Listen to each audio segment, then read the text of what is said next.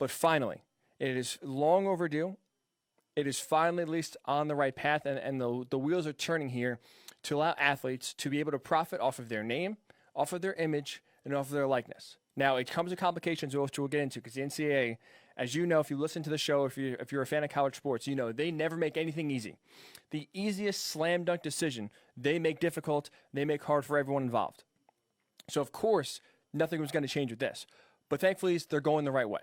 They're going in the right direction, and finally, because of political pressure from states, because of public pressure from fans just outcrying how ridiculous this is, finally, the NCAA is giving the green light and the A-OK for students to pursue their name, image, and likeness, pursue sponsorship and basically branding opportunities while they're in school and allow them to make money just like regular students like you and me have been allowed to do when we're in college our entire 4-year career, if you stayed in college for 4 years. And so basically what students are allowed to do is that they can identify themselves going forward by their sport and their school. So Trevor Lawrence can say, I'm a quarterback for Clemson. I play football in whatever ad he wants to do. And this is the goal, at least. Again, it's not approved yet, but it is in the works. And basically, the NCAA is now looking into and moving forward with this idea that could be put into effect for the 2021-2022 academic calendar. So, basically looking forward, it could start next football season where teams can start recruiting and schools could start recruiting based upon, hey, look at where we are, look at this reach. This is what you can do to market yourself, and this is the opportunity. And this is good on many different levels. First of all, just straight up good for the athletes, right? They finally get their pay. 4 years for a lot of these kids, if you play football, 3 or 4 years to play football, obviously 1 or 2 basketball, and the other Olympic sports, whether it's wrestling, whether it's baseball, hockey, it all depends on how long you're there and how the draft cycle plays out for yourself. But finally, you are allowed to get the credit and you're allowed to finally profit off of what you are doing on the field, right? Players in college are celebrities, especially now with TV deals the way they are, with the attention we pay to college football playoff, the attention that we pay to March Madness. These kids are becoming bigger celebrities than we've ever seen before in college. Especially now with social media. Some of these kids have hundreds of thousands of followers, even just entering college. We saw Zion Williamson. He was a high school star. And now he's a guy who grew a celebrity in college. And now, finally, kids, while they're in school, can actually benefit off of their own celebrity and make money off of just basically being themselves and playing well on the field, on the court, whatever. And the different avenues that the NCAA is allowing these athletes to pursue, social media sponsorships, which now we see obviously are bigger and more important than ever. You can get local business, national business. There's a lot of businesses, essentially, for the most part. It's pretty hard not to get approved by the NCAA to give these players some sort of sponsorship due. But, of course, we'll get into that in a second of why the NCAA makes it difficult.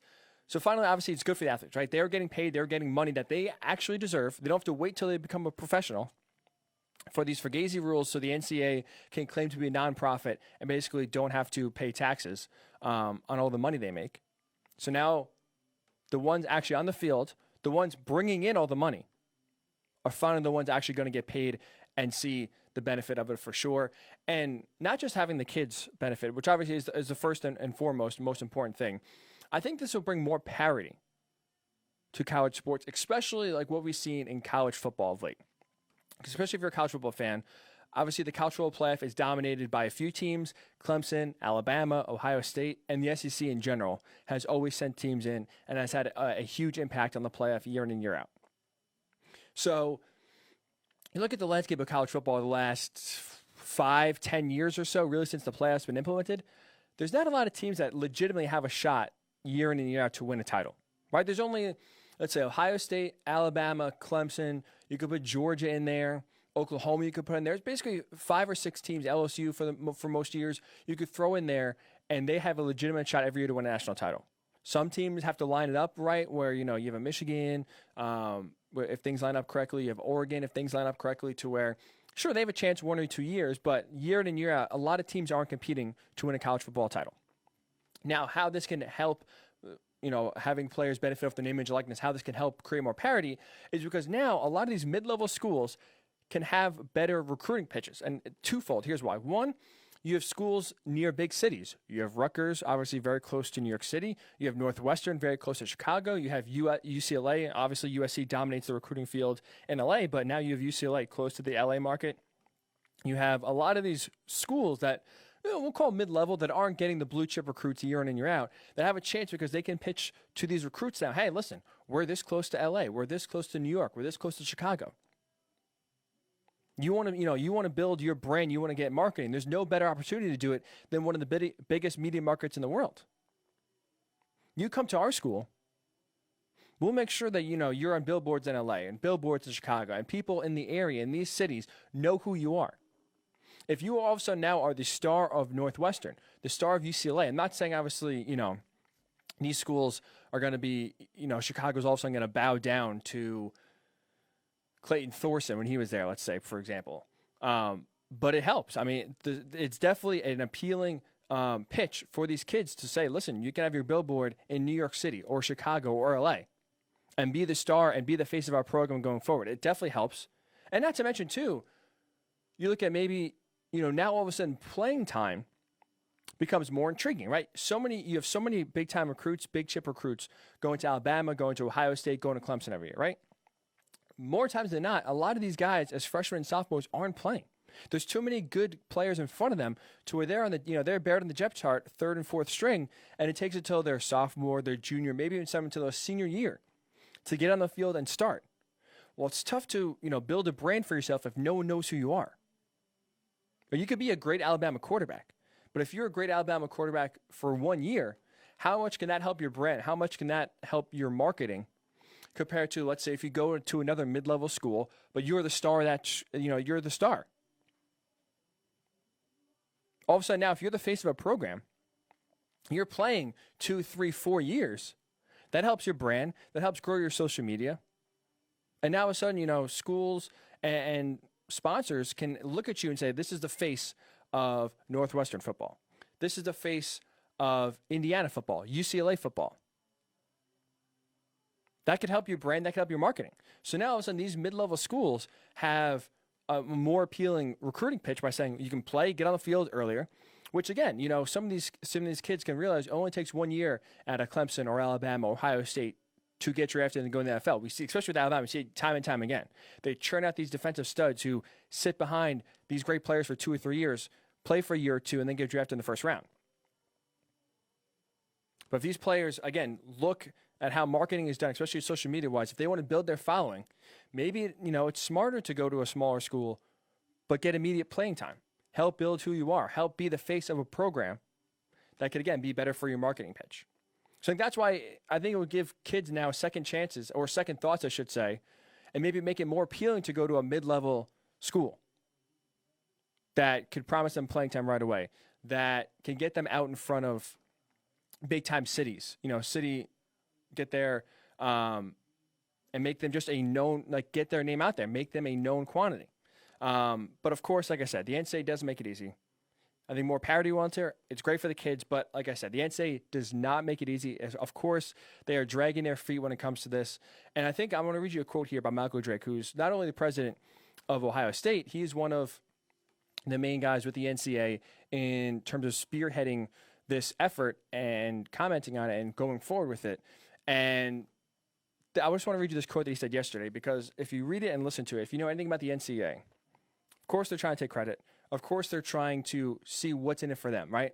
They don't. The reason why they suppressed this so long and pushed for athletes not making money for so long is because they profit. If the money's not going to the athletes, that means the money's going to the schools and the money's going to them. That's it. The kids see 0 cents of it. And if anything, they get in trouble for it. Right? We saw Johnny Manziel get in trouble when he tried to have autograph signings. We get so many of these schools vacating wins, vacating Heisman trophies because kids are taking benefits that they rightly deserve that the NCAA doesn't want them to, grant them, which is just basic rights in this country, because the money is then leaving their pockets and going somewhere else, and they want that money to stay in their pockets. So again, Michael Drake, the president of Ohio State, huge board member of the NCAA, said this yesterday after, the NCAA gave the green light to go forward to basically try to pump the brakes and say, listen, the NCAA, we're trying here, but I hope you guys know once this goes into effect, it's going to make our jobs a lot harder, and college football and college sports, I should say, are going to go off the guard, or are going to go off the rails. And this is what he said, quote, "The evolving legal and legislative landscape around these issues not only could undermine college sports as part of a higher education, but also significantly limit the NCAA's ability to meet the needs of college athletes moving forward, end quote. So Michael Drake is telling you, if we allow players to profit off their name, image, and likeness, which they absolutely have the right for, which any student like myself and you who didn't play college sports can do, right? There's no rule that's saying a college student can't make money. If you're a great scientist, you can go work for whatever institution will hire you. It could be an internship, but they could pay you hundreds of thousands of dollars over the summertime, maybe do an internship while you're at school. There's no cap on that. There's no restriction saying you can't do that. It's only the athletes that are ones that aren't allowed to make money off of what they do in college. Now you have the president of Ohio State basically saying, if we allow this to happen, if we allow players to get the money that they justly deserve, not only college sports can be undermined, it will significantly limit the NCAA's ability to meet the needs of college athletes going forward. What needs have they met, by the way? The NCAA, all they've done is drag their feet, make it harder for athletes to play the sport they love and do it the right way, but also get the right compensation. I mean, think about what it took for the NCAA to get to this point, right? It's not a coincidence that all of a sudden they're moving forward with it now. They kind of had an epiphany like, oh, this is the right thing to do. They were forced to do this. Let's not pretend like the NCAA is doing the athletes a favor here. They had no choice because guess what? All of these states are either in the process of or already have approved laws going forward that make it illegal for schools in the NCAA to punish athletes for taking money based on their name, image, and likeness. And what the NCAA is doing is they don't want it to be a state-by-state jurisdiction. They want it to have one kind of blanket rule. But trust me, they don't want this to happen at all. It took state governments to go forward, starting with California, to put laws into effect saying, if kids take money, they're fine. You can't punish them, NCAA. You can't make them ineligible. You can't take away their right to play the game because that money belongs to them. And of course, the NCAA has to make it about themselves, has to make it difficult. All right, we'll do it, but just know that it's going to be a lot harder to meet the college athletes' needs. It's undermining college sports as we know it.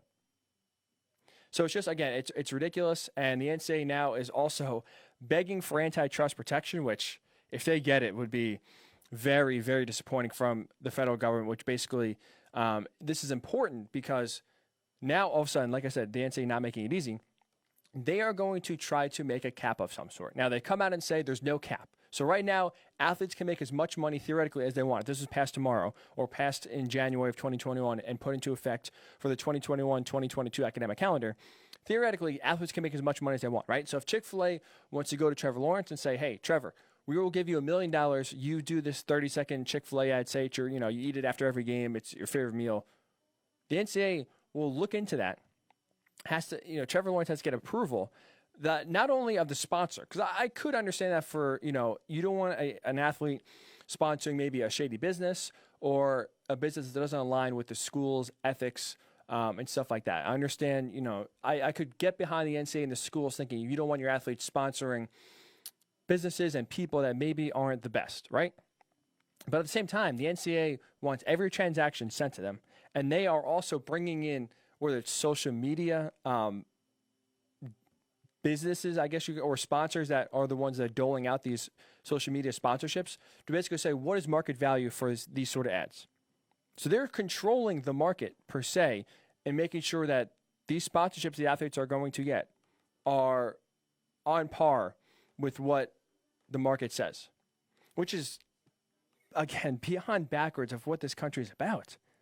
If Chick-fil-A wants to give Trevor Lawrence $1 billion to be the sponsor and be the face of Chick-fil-A, why should Trevor Lawrence be punished for that if Chick-fil-A wants to do it, if they're willingly giving him $1 billion? Sure, it's above market value. Sure, it's probably ridiculous to pay one person that much money to be the face of your company. But guess what? It's Chick-fil-A's right to do it, or any company's right to do it. The NCAA, again, is trying to hold the athlete's hand and look out for themselves, but more importantly, they're just trying to keep as much money in their own pockets as possible. So don't be fooled. This is not a time to pat the NCAA on the back. It's not a time to praise them for saying they're finally doing the right thing for these athletes. They were forced to do it. And now they're trying to implement guardrails, which is a hot key phrase that they've been saying now a lot recently, to make sure these athletes are getting market deals and nothing more. So It is a great day for college sports for sure yesterday. It's finally going forward and finally going, in the future, these athletes will be paid the money they are going to get, which I think will only help college sports.